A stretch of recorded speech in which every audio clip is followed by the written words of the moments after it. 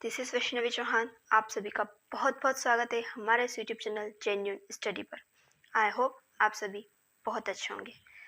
जैसे कि CTET exam नज़दीक आ रही है तो हम आपके लिए लेकर आए हैं previous year questions practice series, जिसके अंदर आप प्रीवियस ईयर क्वेश्चंस की प्रैक्टिस कर सकते हैं और अपने सब्जेक्ट को और भी अच्छे से स्ट्रॉन्ग बना सकते हैं और साइंस सब्जेक्ट में अच्छा स्कोर कर सकें। हम आपको वो सारे क्वेश्चंस की प्रैक्टिस करवाएंगे जो कि सीटेट एग्ज़ाम में साइंस सब्जेक्ट से पूछे गए हैं। तो चलिए हमारी इस क्वेश्चन सीरीज़ का करते हैं शुभारंभ। लेकिन उससे पहले अगर आपने इस चैनल को सब्सक्राइब नहीं किया है तो प्लीज़ इस चैनल को सब्सक्राइब ज़रूर कर दीजिएगा और जो बेल आइकन है उसको प्रेस करना नहीं भूलिए, ताकि अपकमिंग वीडियोस जो कि क्वेश्चन सीरीज़ जो कि प्रीवियस ईयर क्वेश्चंस पर बनने वाले हैं वो आप तक टाइम टू टाइम पहुँच सके। तो चलिए आज की इस क्वेश्चन सीरीज़ का करते हैं शुभारंभ। सीटेट 2024 की आज फर्स्ट क्वेश्चन की अगर शुरुआत करें तो है कि नीचे दी गई तालिका 3 मानवीय रोगों का मिलान उनके रोग कारक, सूक्ष्मजीव और संचरण के तरीकों से करती है। तालिका में कुछ प्रविष्टियां x, y और z के रूप में चिन्हित की गई हैं। तो x, y और z क्या हो सकते हैं? हमें यहाँ पर एक तालिका दे रखी है जिसमें मानव रोग, ह्यूमन डिजीज जो कि टाइफाइड, खसरा और डेंगू है, उनके रोग कारक, टाइफाइड का रोग कारक जीवाणु दे रखा है और खसरा और डेंगू का पूछा है, और संचरण का तरीका, टाइफाइड के संचरण का तरीका पूछा है, बाकी खसरा और डेंगू का वायु द्वारा और मच्छर द्वारा दे रखा है। तो सबसे पहले जो टाइफाइड रोग जो होता है यह जीवाणु जनित रोग है जो कि साल्मोनेला टाइफी बैक्टीरिया के द्वारा फैलता है। यह पानी और खाने के द्वारा यह फैलने वाला एक रोग है, और इस टाइफाइड को मियादी बुखार भी कहा जाता है। इसके बचाव के लिए सबसे पहले तो वैक्सीन लगवानी चाहिए, फिर उबला हुआ पानी प्रयोग में लाना चाहिए और खाने की शुद्धता का ध्यान रखना चाहिए। नेक्स्ट है खसरा। तो ये खसरा जो है एक वायरस जनित रोग है जो कि पैरामिक्सो वायरस के द्वारा फैलता है। पैरामिक्सो वायरस के द्वारा ये फैलता है। नेक्स्ट इसके संचरण का तरीका है कि ये वायु द्वारा फैलने वाला एक रोग है। नेक्स्ट बात करें तो डेंगू। तो डेंगू जो है एक मच्छर द्वारा फैलने वाला एक रोग है जो कि एडीज मच्छर के काटने से यह रोग होता है, और इसमें जो हमारे ब्लड में जो प्लेटलेट्स होती है इनकी संख्या में कमी आती है इस डेंगू रोग में। इसको हड्डी तोड़ बुखार भी कहा जाता है। तो यहाँ पर देखते हैं टाइफाइड जो कि जीवाणु जनित रोग है, और संचरण का तरीका जो है वह पानी और खाना है, दूषित खाना। नेक्स्ट है खसरा। खसरे का जो रोग कारक है वह पैरामिक्सो वायरस है जो कि एक वायरस जनित रोग है। नेक्स्ट इसके संचरण का तरीका जो है वायु। फिर है डेंगू जो एक वायरस जनित रोग है जिसके संचरण का तरीका जो है मच्छर। तो हमें एक्स, वाई, जेड के बारे में बताना है। तो एक्स तो है यहाँ पर पानी जो कि जल, वाई है वायरस और जेड है वायरस जो कि खसरा और डेंगू जो है वह दोनों वायरस जनित रोग है। तो यहाँ इस क्वेश्चन का जो करेक्ट आंसर हो जाएगा वो हमारा ऑप्शन नंबर डी हो जाएगा, सी। इस क्वेश्चन का जो करेक्ट आंसर हो जाएगा वह हमारा ऑप्शन नंबर सी हो जाएगा। नेक्स्ट क्वेश्चन है कि निम्नलिखित में से कौन सा खरीफ फसल का युग्म है? फर्स्ट दे रखा है कि गेहूँ सरसों, सेकेंड सरसों धान, थर्ड धान मक्का, और फोर्थ ऑप्शन दे रखा है कि मक्का और मटर। तो जो खरीफ की फसल होती है वह जो पहली बारिश शुरू होती है जून जुलाई, इसमें बोई जाती है। जून जुलाई में यह बोई जाती है जब पहली बारिश की शुरुआत होती है, और इस खरीफ की फसल में सबसे ज़्यादा जो गर्म हवा और बहुत सारे पानी की आवश्यकता होती है। फिर इसकी कटाई जो होती है वह सितंबर अक्टूबर माह में होती है। सितंबर अक्टूबर माह में इसकी कटाई होती है। और एक खरीफ की फसल के अगर हम एग्जाम्पल्स देखें तो धान, जिसको चावल भी कहते हैं, सोयाबीन, बाजरा, मक्का आदि ये सभी खरीफ की फसल के एग्जाम्पल्स हैं। तो इस क्वेश्चन का जो करेक्ट आंसर हो जाएगा वह हमारा ऑप्शन नंबर सी हो जाएगा। धान और मक्का यह खरीफ की फसल के एग्जाम्पल है। नेक्स्ट क्वेश्चन है कि नीचे दिए गए कथन को पढ़िए। फर्स्ट ऑप्शन दे रखा है कि सभी प्रोटोजोआ एक कोशिकीय होते हैं।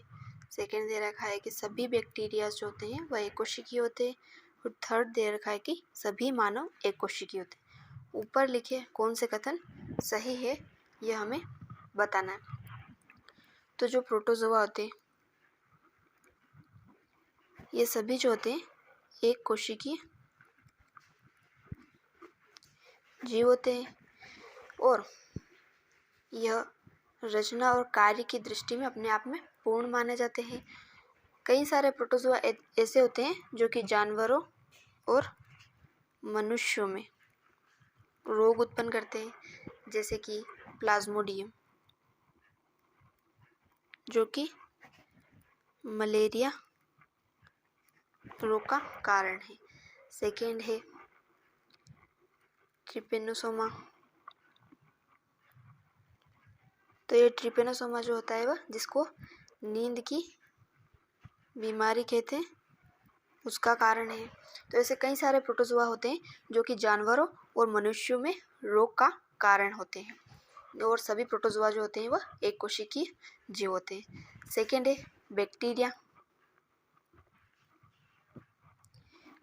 तो ये सभी बैक्टीरियाज भी होते हैं एक कोशिकीय जीव होते हैं। इनमें स्पष्ट केंद्रक का अभाव होता है, केंद्रक आवरण नहीं पाया जाता है क्योंकि यह जो होते हैं प्रोकैरियोट्स जीव होते हैं जिनमें स्पष्ट केंद्रक का अभाव होता है। इनमें माइटोकॉन्ड्रिया के स्थान पर मीजोसोम्स पाए जाते हैं जो कि माइटोकॉन्ड्रिया के जैसे ही कार्य करते हैं, जिनको बैक्टीरियल माइटोकॉन्ड्रिया भी कहा जाता है।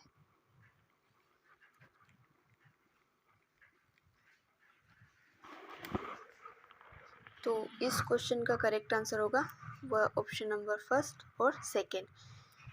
जबकि ये मानव जो होते हैं, जो ह्यूमन बींग्स और सभी जीव जंतु जो होते हैं, ये सभी जो होते हैं ये बहुकोशिकीय जीव होते हैं। इनके शरीर का निर्माण बहुत सारी कोशिकाओं से मिलकर होता है, जबकि बैक्टीरिया और प्रोटोजोआ में केवल और केवल एक कोशिका पाई जाती है। तो फर्स्ट और सेकेंड।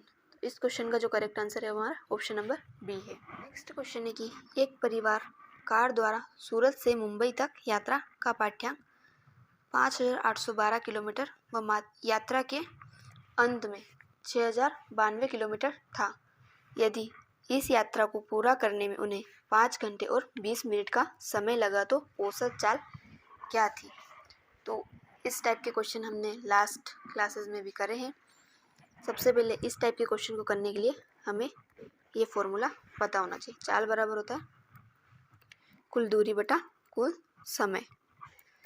तो हमें सूरत से मुंबई तक यात्रा करने में कितनी दूरी तय की गई वह पता लगाना। तो जब 6,092 में से 5,812 को माइनस करेंगे तो आंसर आएगा 280।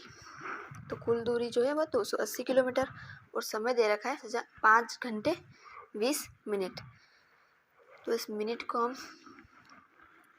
घंटे में चेंज करेंगे तो इसको 60 से डिवाइड करना पड़ेगा क्योंकि 1 घंटे में होते हैं 60 मिनट। इसको आगे सॉल्व करेंगे तो ये 2 से 3 बार डिवाइड हो जाएगा, तो हमारा 280/, इसको आगे डिवाइड करेंगे तो ये 280/16/3 हो जाएगा।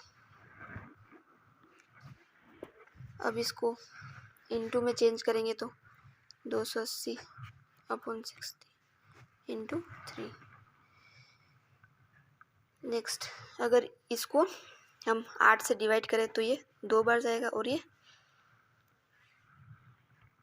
35 बार। आगे ये अगर सोल्व करें तो 105/2, 2 से इस 105 को डिवाइड करने पर जो आंसर आएगा वो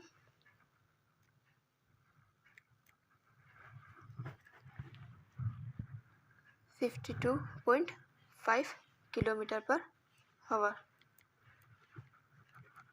ये हमारा आंसर है 52.5 किलोमीटर पर आवर। इस क्वेश्चन का आंसर है जो कि ऑप्शन नंबर सी में, तो ये हमारा करेक्ट आंसर है। नेक्स्ट क्वेश्चन है कि नीचे दिए कथनों को ध्यानपूर्वक पढ़िए तथा सही विकल्प का चयन कीजिए।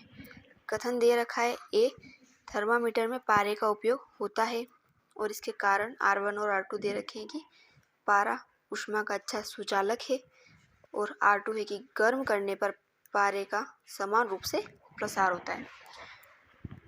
तो थर्मामीटर में पारे का यूज़ किया जाता है क्योंकि उसके कुछ गुण हैं।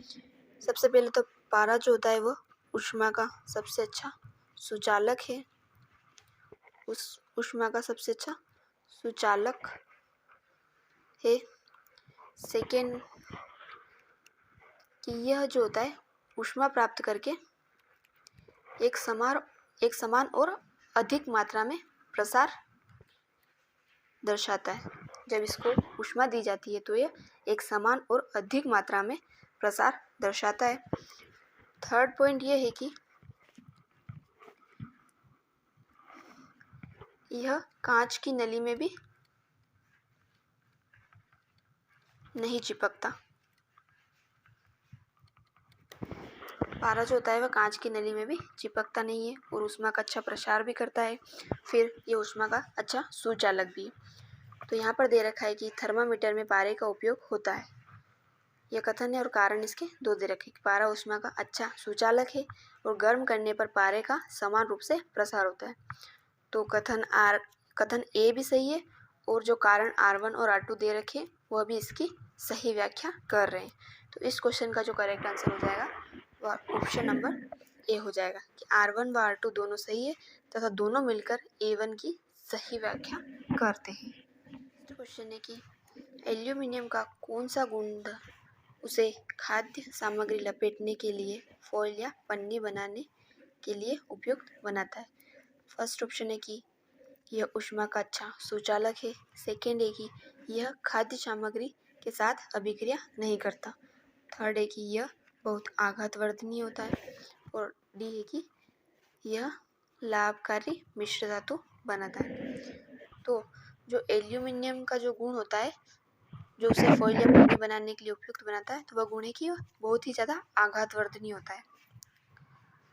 आघातवर्धनीयता का एक गुण है जो कि उसकी फॉइल या पन्नी बनाने के लिए उपयुक्त बनाता है।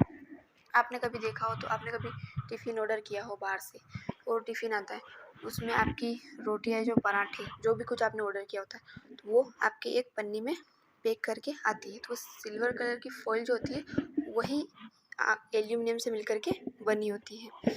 वही फॉइल या पन्नी जो होती है वह एल्यूमिनियम की मिलकर के बनी होती है, जिसमें आपके रोटी या पराठे बिल्कुल भी कड़क नहीं होते, बिल्कुल मुलायम से रहते हैं। तो वह इस एल्यूमिनियम से ही मिलकर के बनी होती है। तो इसका जो आघातवर्धनीयता का गुण होता है यही फॉइल या पन्नी बनाने के लिए उसे उपयुक्त बनाता है।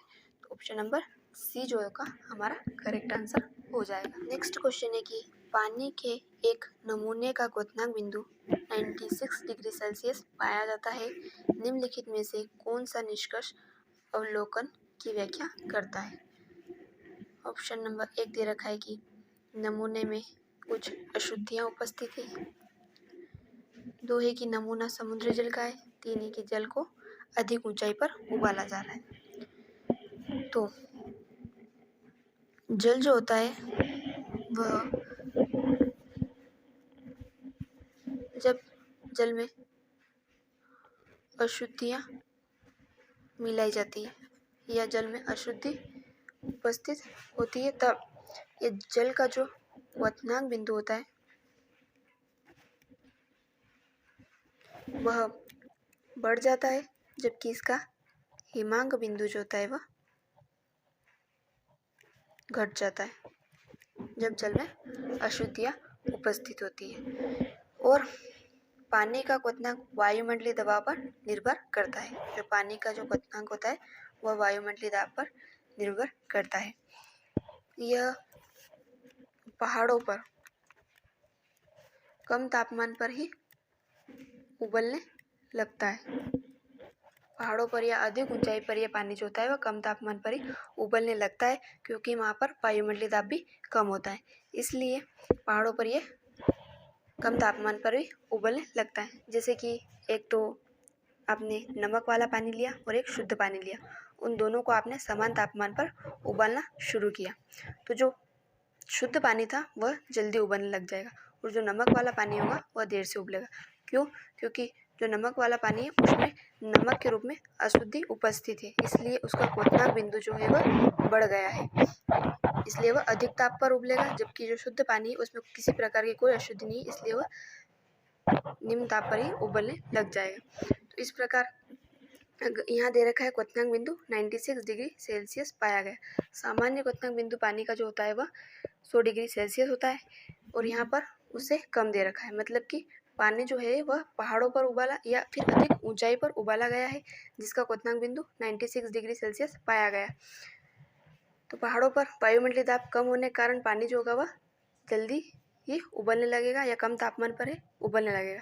तो इस क्वेश्चन का जो करेक्ट आंसर होगा वह ऑप्शन नंबर सी हो जाएगा कि जल को अधिक ऊंचाई पर उबाला जा रहा है, इसलिए वह 96 डिग्री सेल्सियस पर ही उबल जाएगा और उसका क्वथनांक बिंदु जो मापा गया वह 96 डिग्री सेल्सियस पाया गया। तो इस क्वेश्चन का जो करेक्ट आंसर होगा वह केवल और केवल ऑप्शन डी होगा। तो क्वेश्चन है कि किसी सरल लोलक के आवर्तकाल पर उसकी लंबाई चौगुनी कर देने पर क्या प्रभाव पड़ेगा, मतलब कि क्या प्रभाव होगा।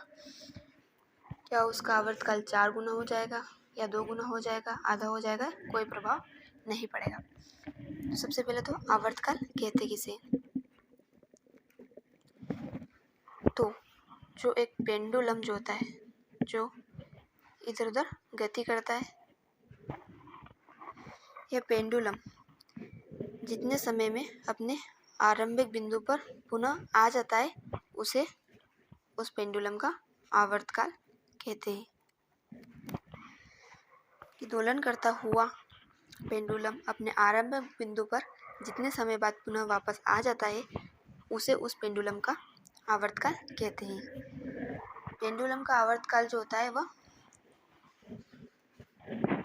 दो बातों पर निर्भर करता है, एक तो जो पेंडुलम है उसकी लंबाई पर और एक गुरुत्वीय त्वरण पर।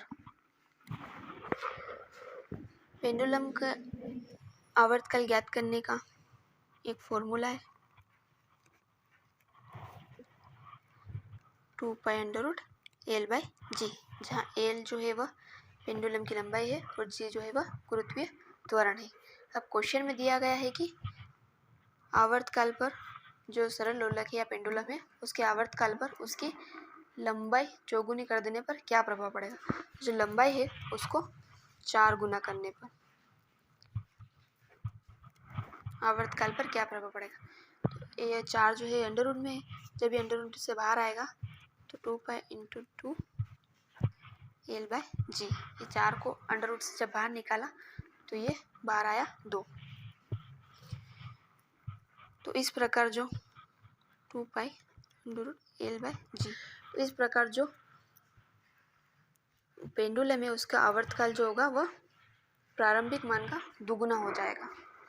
जो आवर्तकाल होगा वह लंबाई 4 गुना करने पर अपने प्रारंभिक मान का दुगुना हो जाएगा।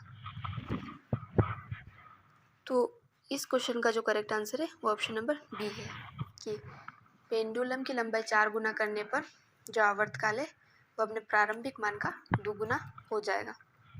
तो इस क्वेश्चन का जो करेक्ट आंसर है ऑप्शन नंबर बी। क्वेश्चन है कि हमारी मांसपेशियों में अनोक्षित शोषण के फलस्वरूप निम्न में से कौन सा उत्पाद बनता है।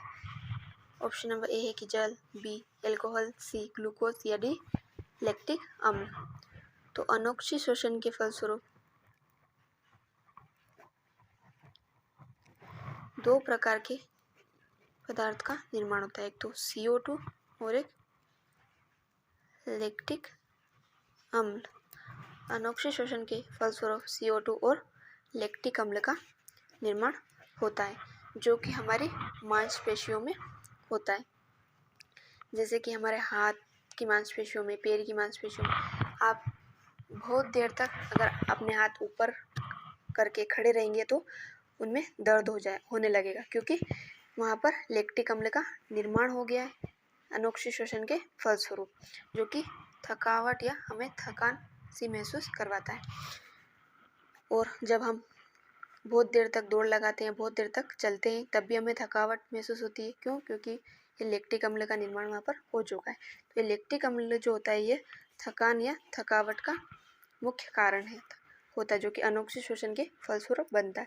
तो यहाँ पर पूछा गया है कि हमारी मांसपेशियों में अनोक्षित शोषण के फलस्वरूप निम्न में से कौन सा उत्पाद बनता है। तो वह है लैक्टिक अम्ल और CO2। यहाँ पर हमारा ऑप्शन नंबर डी करेक्ट हो जाएगा।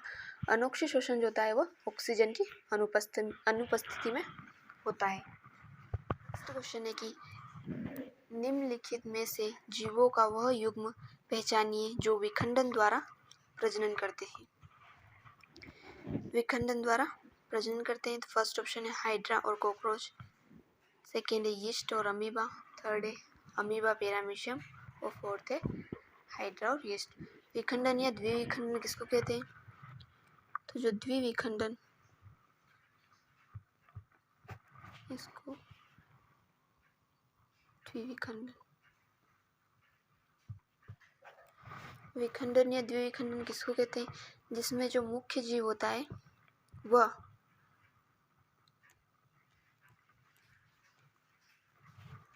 वह विखंडित होकर नए जीव का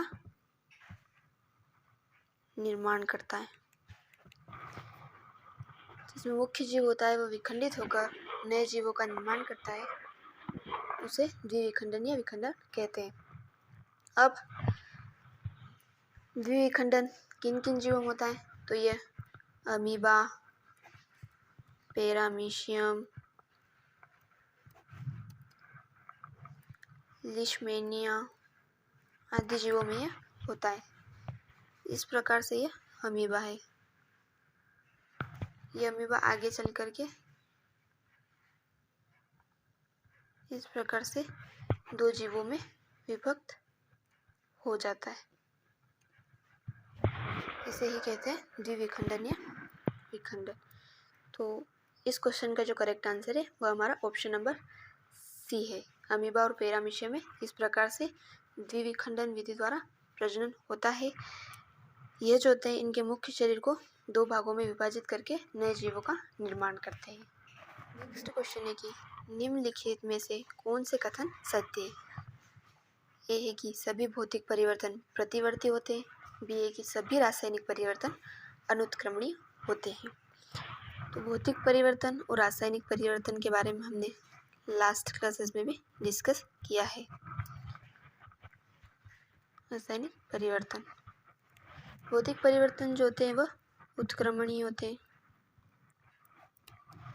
जैसे कि एक पदार्थ से दूसरा पदार्थ बनता है तो उस दूसरे पदार्थ से वापस पहला वाला पदार्थ प्राप्त कर सकते हैं। जैसे कि पानी से बर्फ़ बनना, इस बर्फ़ से वापस पानी प्राप्त किया जा सकता है। जबकि रासायनिक परिवर्तन जो होते हैं ये अनुत्क्रमणीय होते हैं। जैसे दूध से दही बनना, तो दही से वापस हम दूध प्राप्त नहीं कर सकते। और रासायनिक परिवर्तन जो होते हैं वह किसी न किसी रासायनिक अभिक्रिया के फलस्वरूप होते हैं। और भौतिक परिवर्तन में कोई भी रासायनिक अभिक्रिया नहीं होती है। तो हमारा ए यहाँ पर ऑप्शन दे रखा है कि सभी भौतिक परिवर्तन प्रतिवर्ती होते हैं। ये बात तो सही है कि भौतिक परिवर्तन जो होते हैं वह प्रतिवर्तीय उत्क्रमणीय होते हैं, लेकिन ये सभी भौतिक परिवर्तन जो है वह उत्क्रमणीय प्रतिवर्ती होते हैं, यह बिल्कुल गलत बात है, क्योंकि सभी परिवर्तन जो होते हैं यह उत्क्रमणीय नहीं होते हैं। ये पानी से बर्फ और बर्फ से वापस पानी हम बना सकते हैं, यह एक प्रकार का भौतिक परिवर्तन जो कि उत्क्रमणीय। लेकिन जैसे कि लकड़ी है, उस लकड़ी का हम बुरादा कर देंगे, उस लकड़ी का हम चूरा बना देंगे और उस बुरादे से हम वापस वो ठोस लकड़ी प्राप्त नहीं कर सकते। इसलिए ये कहना गलत है कि सभी भौतिक परिवर्तन जो होते हैं वह प्रतिवर्ती होते हैं, जबकि जो ऑप्शन नंबर बी है ये सभी रासायनिक परिवर्तन अनुत्क्रमणीय होते हैं, ये बिल्कुल सही बात है, क्योंकि सभी रासायनिक परिवर्तन जो होते हैं किसी न किसी रासायनिक अभिक्रिया के फलस्वरूप होते हैं। तो इनसे जो नया पदार्थ बनता है उससे हम वापस पहले वाला पदार्थ प्राप्त नहीं कर सकते। दूध से दही बनना, अब दही से हम वापस दूध प्राप्त नहीं कर सकते। इसी प्रकार से सभी रासायनिक परिवर्तन जो होते हैं अनुत्क्रमणीय होते हैं। तो इस क्वेश्चन का जो करेक्ट आंसर है वह केवल ऑप्शन बी है। तो ये हमारे इस क्वेश्चन का जो करेक्ट आंसर है वह ऑप्शन बी है। नेक्स्ट क्वेश्चन है कि जंग लगने से लोहे की एक कील के भार पर क्या असर होता है? क्या उसका भार बढ़ जाता है, घट जाता है, समान रहता है, या परिस्थिति के आधार पर बढ़ व घट जाता है? तो लोहे पर जब जंग लगती है वह तब लगेगी जब वायुमंडल में नमी या आर्द्रता उपस्थित रहती है। जब वायुमंडल में नमी और आर्द्रता बनी रहती है तब जाकर लोहे पर जंग लगती है। लोहे पर जंग लगने में जो लोहा होता है वह ऑक्सीजन के अणुओं के साथ क्रिया कर लेता है, जिससे लौह ऑक्साइड की परत उस लोहे पर जम जाती है, जिसके कारण उसके भार में वृद्धि हो जाती है। तो जो एक कील है वह ऑक्सीजन के अणुओं के साथ अभिक्रिया करके एक लौह ऑक्साइड की परत अपने ऊपर जमा लेती है, जिसके कारण उसके भार में वृद्धि हो जाती है। लोहे पर जंग लगने से हम उसको पेंट करके बचा सकते हैं। अगर हम उसको पेंट कर देंगे तो उस पर जंग नहीं लगेगी। इसी प्रकार से जो लोहा होता है वह ऑक्सीजन के अणुओं के साथ क्रिया करके लोह ऑक्साइड की परत जमा देता है, जिसके कारण उसके भार में वृद्धि हो जाती है। इस क्वेश्चन का जो करेक्ट आंसर होगा वो ऑप्शन नंबर ए हो जाएगा कि उसके भार में वृद्धि हो जाएगी। नेक्स्ट क्वेश्चन है कि यदि किसी तार की लंबाई तथा उसका अनुप्रस्थ परिच्छेद दुगुना कर दिया जाए तो उसके विद्युत प्रतिरोध पर क्या प्रभाव पड़ेगा? तो प्रतिरोध जो होता है उसकी डेफिनेशन है कि किसी भी पदार्थ का वह गुण जिसके कारण वह उसमें से प्रवाहित होने वाली विद्युत धारा का विरोध करता है उसे प्रतिरोध या रेजिस्टेंस कहते हैं। प्रतिरोध का जो मात्रक होता है वह ओम होता है। अब एक फॉर्मूला है L/A, जहाँ पर R बराबर जो होता है वह प्रतिरोध है, L बराबर लंबाई है, A बराबर अनुप्रस्थ काट का क्षेत्रफल है, और जहाँ पर ये रो बराबर होता है विशिष्ट प्रतिरोधकता, पदार्थ की विशिष्ट प्रतिरोधकता। अब यहाँ पर बोला गया है कि लंबाई तथा उसके अनुप्रस्थ परिच्छेद को दुगुना कर दिया जाए। लंबाई को भी दुगुना कर दिया, तो ये मेन फॉर्मूला है। इसमें हम इसकी लंबाई को भी दुगुना कर देंगे और अनुप्रस्थ काट के क्षेत्रफल को भी अगर हम दुगुना कर देते हैं तो इस 2 से 2 तो डिवाइड हो जाएगा, तो ये वापस R बराबर रो L/A हो जाएगा। तो इस पर कोई भी प्रभाव नहीं पड़ा।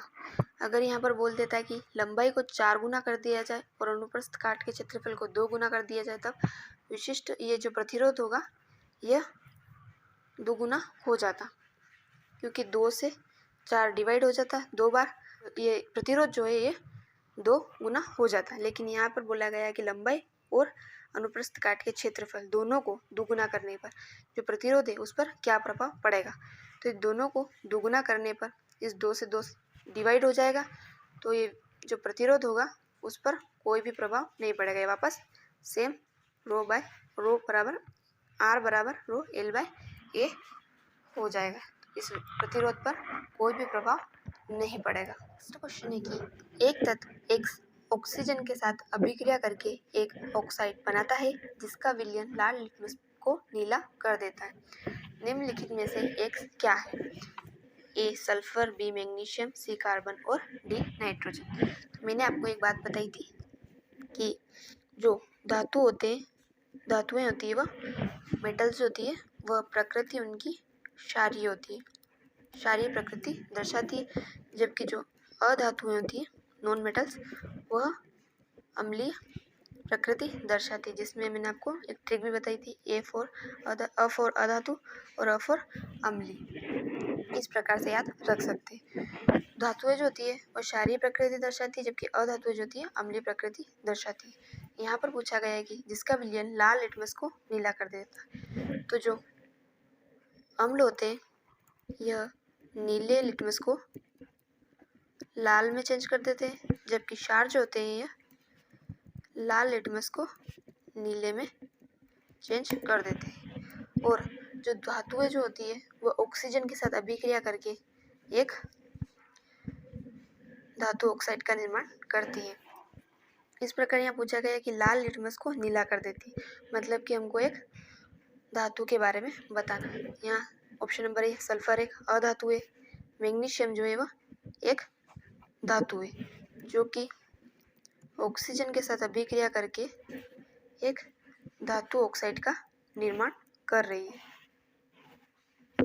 और लाल लिटमस को इसका विलयन जो होता है वह लाल लिटमस को नीला कर देता है। बाकी ऑप्शन सी जहाँ पर कार्बन भी एक अधातु है जबकि नाइट्रोजन भी एक अधातु है, तो यहाँ पर हमारा ऑप्शन नंबर बी जो होगा वह करेक्ट होगा। मैग्नीशियम जो एक धातु है जो कि जिसका विलयन लाल लिटमस को नीला कर देता है, और धातुएं जो होती है वो ऑक्सीजन के साथ अभिक्रिया करके धातु ऑक्साइड का निर्माण करती है। नेक्स्ट क्वेश्चन है कि निम्नलिखित में से कौन सा कथन सही नहीं है। हमको इन 4 ऑप्शन में से एक गलत आंसर को चूज करना है। फर्स्ट ऑप्शन दे रखा है कि जमीन पे लुढ़कती एक गेंद की गति रैखिक भी है और घूर्णात्मक भी। सेकंड, झूले पर झूलते एक बच्चे की गति आवर्ती भी है और दोलनीय भी। थर्ड है कि बिजली के किसी पंखे के एक ब्लेड पर अंकित बिंदु की गति वृत्तीय भी है और आवृत्ति भी। और जो फोर्थ है वह है कि एक सिलाई मशीन की सुई की गति दोलनीय भी है और रैखिक भी। जो ऑप्शन नंबर 1 है कि जमीन पर लुढ़कती एक गेंद की गति रैखिक भी है और घूर्णात्मक भी है, तो ये बात तो बिल्कुल सही है। जमीन पर हम जब किसी गेंद को लुढ़काते हैं तो वह एक सीधी रेखा में जाती है, ना कि दाएं बाएं, कहीं पर ना जाके सीधी रेखा में गति करती है, जिसको एक रैखिक गति कहते हैं। और इसे घूर्णन करते हुए वह जाती है, जिसको हम घूर्णात्मक गति भी कहते हैं। तो ये ऑप्शन नंबर ए तो बिल्कुल करेक्ट है। सेकेंड है कि झूले पर झूलते एक बच्चे की गति आवृत्ति भी है और दोलनीय भी, तो ये भी बिल्कुल करेक्ट है। आवर्ती गति उसे कहते हैं जो एक निश्चित समय के बाद जो वस्तु आवर्ती गति करती है वह एक निश्चित समय के बाद